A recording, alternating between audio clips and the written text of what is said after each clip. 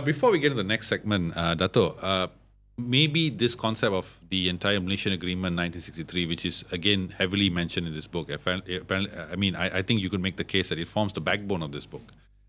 For those who new voters, maybe younger voters who may not be aware of this, what are the, please just give us an overview of this, but what are the terms or the provisions in that agreement that was made between Malaya and Sabah and Sarawak to form the federation, which is Malaysia, that are not being honored till this day, that is still being an issue today?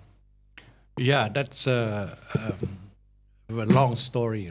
Yeah. I mean, you can read about that, what is being demanded today, but I just can summarize it. Yeah, please. So, in simple terms, like what we're looking at today are autonomy to control the direction of our state. For example, let's look at two areas like education and health services, and these are critical components of a advanced community, right?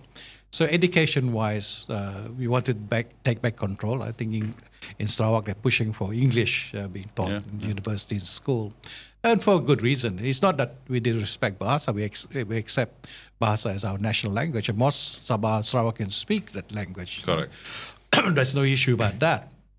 But when it comes to education, there are underlying factors. As you know, the federal government is pushing for more Islamization of the education system. And you can see it over the years, teaching of Jawi in schools, CAT has taken priority over maths and science, and then Anwar's time, the 50 hadith and all that. And then reports that more time is spent on religious education rather than maths and science and all that for the advancement of society.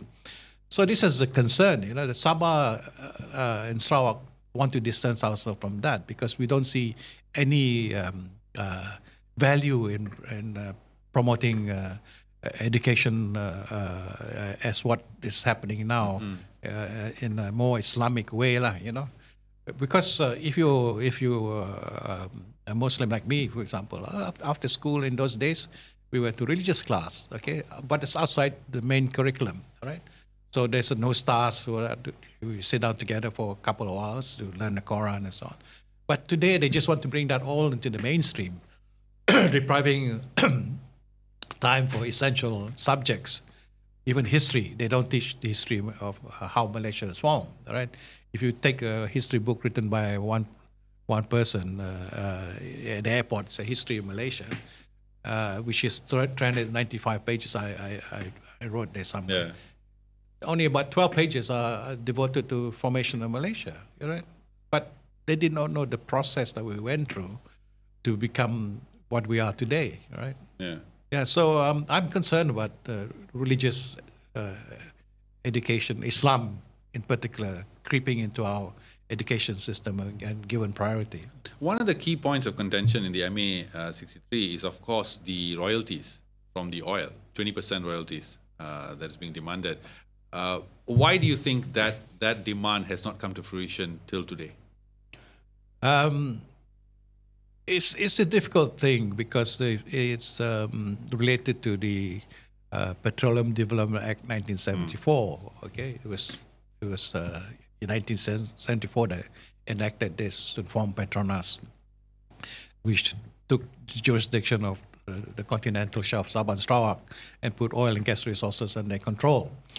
So there's certain laws and restrictions which some people who are not familiar with and all that, I think what we need to do is to learn more about these things before passing judgment. You know, why we're asking for this, why we're asking for that. But coming back to 1960 in particular, we have to recognize that Malaysia was formed through an international agreement. Okay, this is between Great Britain, Ireland, and Singapore. Sabah, Sarawak, and Brunei was supposed to join us, but they cleverly pulled out before the signing ceremony.